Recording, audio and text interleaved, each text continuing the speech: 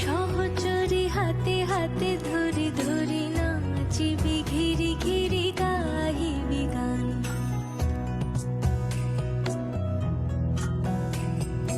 আয়ে তবে সহচরী হাতে হাতে ধরি ধরি নাচিবি ঘিরি ঘিরি গাহিবি গান।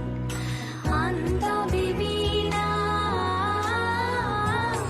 আন্ত বিবিনা সপ্তম সুরে বাঁধ তবে গান।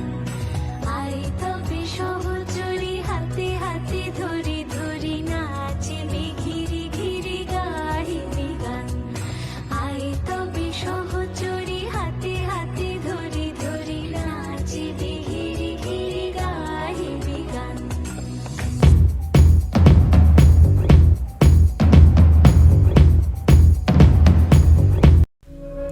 হ্যালো বন্ধুরা, সাধারণত গুপ্তধন শব্দটি শুনলেই মানুষের মনে প্রবল অ্যাডভেঞ্চার, নেশা আর অজানাকে আবিষ্কার এর ইচ্ছে তৈরি হয়। প্রাচীনকাল থেকেই গুপ্তধনই ছিল ধনী হওয়ার একমাত্র সহজ উপায়। লুকিয়ে রাখা টাকা, সোনা, হিরে, দুর্লভ রত্নের খোঁজে যুগে যুগে কত রক্ত ঝরেছে, কত মানুষ প্রাণ বিসর্জন দিয়েছেন, তার হিসেব নেই। একজন দুজন নয়, বরং হাজার হাজার মানুষ এই গুপ্তধনের খোঁজে কোথায় যে হারিয়ে গেছে তার কোনো তথ্য আজও ইতিহাসের পাতায় উল্লেখ নেই। তবুও বিশ্বের অনেক জায়গায় আজও অনেক রহস্যময় গুপ্তধন লুকিয়ে আছে, যা আজও উদ্ধার করা সম্ভব হয়নি। আজকের এই হ্যালির এপিসোডে আমরা আপনাদেরকে এমনই অনাবিষ্কৃত কিছু গুপ্তধনের গল্প বলবো। চলুন শুরু করা যাক। Number 1, El Dorado. এল ডোরাডোকে দ্য থিফ অফ গোল্ড বলা হয়। এই গুপ্তধনকে অভিশপ্ত গুপ্তধন বলা হয়। একদিনে ধনী হওয়ার নেশায় এই বিপুল ঐশ্বর্য উদ্ধার করতে যারা এই চেষ্টা চালিয়েছে, প্রকৃতি তাদের নির্মম মৃত্যুদণ্ড দিয়েছে। কথিত আছে দক্ষিণ আমেরিকায় কলম্বিয়ার গুয়াবিটা জিলে নিচে কয়েক মণ সোনা নিমজ্জিত আছে। বহু যুগ আগে সূর্য উপাসক চিব্বা আদিবাসীরা কলম্বিয়া এই জায়গায় বসবাস করত। সূর্যের আরাধনায় তারা তাদের পরিধানে সোনার অলংকার সূর্যদেবকে অর্পণ করত এই গুয়াটা বিটা জিলে। এইভাবে জিলের পাদদেশে কয়েকশো মণ সোনা সঞ্চিত আছে। এই গুপ্তধনের একক মালিকানা পেতে চেয়েছিল ফরাসি জলদস্যুরা, কিন্তু তারাও এই সোনার উদ্ধার করতে পারেনি। প্রথম বিশ্বযুদ্ধের সময় গোটা কলম্বিয়া এই গুপ্তধন উদ্ধারের প্রচেষ্টা হয়, কিন্তু আজ অবধি গুয়াটা বিটা জিল পর্যন্ত কেউ খুঁজে পায়নি। Number 2, চেউঙ্গা pass. 1864 সালে মেক্সিকো রাষ্ট্রপতি বেনিটো জুয়ারেস কোটি কোটি টাকার সম্পত্তি 4 সৈনিককে দিয়ে সান ফ্রান্সিসকো পাঠান, কিন্তু কিছু পথ যেতে দুর্ভাগ্যবশত এক সৈনিকের মৃত্যু হয়। বাকিরা ওই সম্পদ নিরাপদ রাখার জন্য সেই জায়গাতেই পুঁতে রেখে যান। দিয়াগো মারের নামে এক ব্যক্তি তাদের এই কাজ দেখে নেয়। সৈনিকরা ওই জায়গা ছেড়ে যেতে দিয়াগো তা উদ্ধার করে পালায় এবং তা লস অ্যাঞ্জেলস এর কাছে পাহাড়ের মধ্যে চুয়াকা পাস নামে এক জায়গায় পুঁতে দেয়। কিন্তু সেই রাতেই দিয়াগোর মৃত্যু হয়। মৃত্যুর আগে সে তার এক বন্ধুকে এই ঘটনা বিস্তারিত জানায়।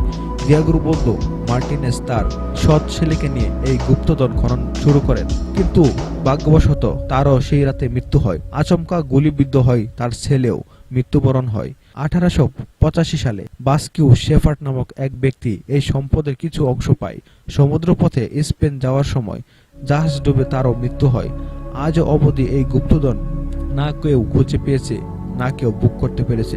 কথায় আছে লোভে পাপ, পাপে মৃত্যু। তা বারবার মনে করিয়ে দেয় এই গুপ্তধনের ইতিহাস। নাম্বার 3, ইনকা সভ্যতার গুপ্তধন। কথিত আছে আমেরিকার ব্যাংকে যত টাকা আছে তার থেকে অনেক বেশি সোনা ইনকা সভ্যতার মানুষের কাছে ছিল। স্পেনীয় জলদস্যু ফ্রান্সিসকো পিজারোর 1532 সালে ইনকা আক্রমণ করে রাজাকে মুক্ত করার বদলে একটি বড় ঘর ভর্তি সোনা ও সমপরিমাণ রূপ দাবি করেন। ইনকারা তাতে রাজি হয়, সমস্ত সোনা একত্রিত করে, কিন্তু পিজারো রাজাকে হত্যা করে দেন। 1533 সালে 26শে জুলাই ইনকার সেনাপতি রামানিহুল স্পেনীয়দের হাত থেকে রক্ষা করার জন্য সেই সমস্ত ধন সম্পদ পূর্বে কোনো জনমানবহীন গুহা বা হ্রদের তলায় লুকিয়ে রাখেন। আজও পর্যন্ত এই গুপ্তধনের হদিস কেউ পায়নি। নাম্বার 4, চেঙ্গিস খানের সমাধি। চেঙ্গিস খান প্রায় সারা পৃথিবী জয় করে প্রতিষ্ঠা করেছিলেন বিশাল মোগল সাম্রাজ্য। অপার ধন সম্পদ ও ক্ষমতার অধিকারী এই মোগল সংগ্রামের মৃত্যু হয় 1227 সালে।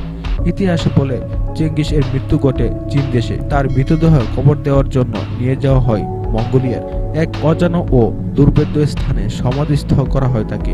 তার সাথে সমাধিতে দেওয়া হয় অনেক অনেক ধন সম্পদ, কিন্তু কেউ আজও অবধি জানে না সেই সমাধির আসল অবস্থান কোথায়। বলা হয় যে কর্মীরা বা বাহিনী তাকে সমাধি দিতে যান তাদের সবাইকে সেখানে হত্যা করা হয়ে থাকে, যেন বাকি পৃথিবীর কেউ কোনো খোঁজ না পায়। অনেক ঐতিহাসিক এবং সন্ধানীরা আজও চেষ্টা করে চলেছেন এই সমাধি ক্ষেত্রে আবিষ্কার করার জন্য, কিন্তু এখনো অবধি কেউ কৃতকার্য হননি। নাম্বার 5, লি অন ত্রিবুকুর গুপ্তধন। 1933 সালে আমেরিকায় তৎকালীন অর্থনৈতিক মন্দা যা গ্রেট ডিসপারশন নামে খ্যাত, এই চলাকালীন কোটিপতি ব্যবসায়ী লি অন ত্রিবুকু নিউ মেক্সিকো মরুভূমিতে 16 টন সোনা লুকিয়ে রাখেন। তার বিমান চালক রেড ময়সার পরে জানান যে লি অন ত্রিবুকু তার 3 বন্ধু সাথে মিলে বারবার মরুভূমিতে গিয়েছিল এবং সেখানে তার সম্পদ প্রতি আসে। তাদের ধারণা ছিল আমেরিকান সরকার এর রাজকোষে রাখা সোনা কমে এলেই সোনার দাম আকাশ ছোঁয়া হবে, কিন্তু যা মানুষ ভাবে তা কিন্তু হয় না। আমেরিকা সরকার একটি বিল পাশ করে জানায় যে সোনার উপর কারো নিজস্ব কোনো মালিকানা থাকবে না এবং সমস্ত সোনা রাষ্ট্রীয় সম্পত্তি হিসেবে ঘোষণা করা হয়। এই বিল লি অন ত্রিবুককে দেউলিয়া করে দেয়। লোকসান এর জেরে একে একে সব অংশীদার তার সাথে তার বিরোধ হয়। শেষ পর্যন্ত লি অন ত্রিবুকেরও মৃত্যু ঘটে। চিরদিনের মতো মরুভূমির গভীরে তলিয়ে যায় 16 টন সোনা। নাম্বার 6, ওক আইল্যান্ডের সুড়ঙ্গ। ওক আইল্যান্ড 1795 সালে কিছু কিশোর স্থানীয় নোভা স্কটিয়া বদ্বীপের কাছে এক জায়গায় গর্ত খোঁড়ার দাগ দেখতে পায়। তারা সবাই মিলে ওই গর্ত খুঁড়তে শুরু করে। প্রতি 10 ফুট নিচে তারা ওক কাঠের একটি করে ডাল পেতে থাকে, যাতে নানা চিহ্ন আঁকা ছিল, যাতে সাংকেতিক নানা চিহ্ন আঁকা থাকে। আরো গভীরে তারা একটি পাথরের খণ্ড খুঁজে পান, যাতে লেখা ছিল 40 ফিট নিচে 2 মিলিয়ন পাউন্ড রাখা আছে।